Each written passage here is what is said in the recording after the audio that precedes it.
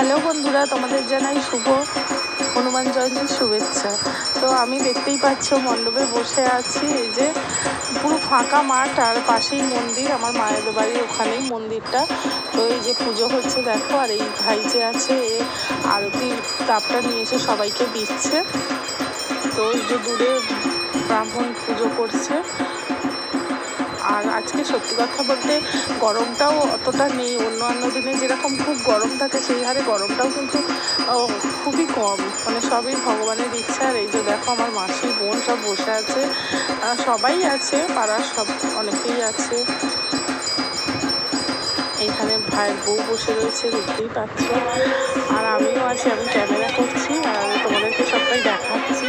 সত্যি খুব মানে ভালো করেই পুজোটা এরা করে। একজন হোম হলো দেখছো। আর এবারে এখন ক্যামেরা ধরেছে আমার বোনের ছেলে, নিয়ে ও সব এদিক ওদিক দেখাচ্ছে, বলে মাসি তোমাকেও একটু দেখাই। তো দেখো সব বসে আছি, সবাই আছি এখানে।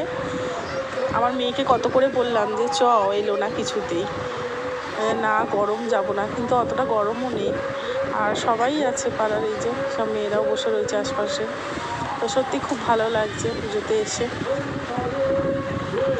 আবার সেই একটা বছর পর। আর ওখানে হোম টুম হয়ে গেছে, তো হোমের ফোঁটাও দিচ্ছে দেখো। আর পুজো পুরো কমপ্লিট। এই যে সব এবার পরিষ্কার টরিষ্কার করছে, করে এবারে ফল কেটে হয়তো এবার সবার হাতে হাতে দেবে।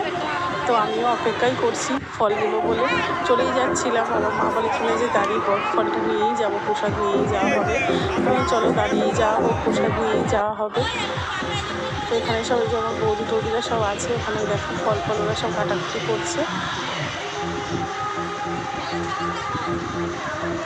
আর ওই যে এখানে হচ্ছে দাঁড়িয়ে আছে, আর যে প্রসাদ নিয়ে আমি বসে পড়েছি, কোটোরা করে দেওয়া হচ্ছিল।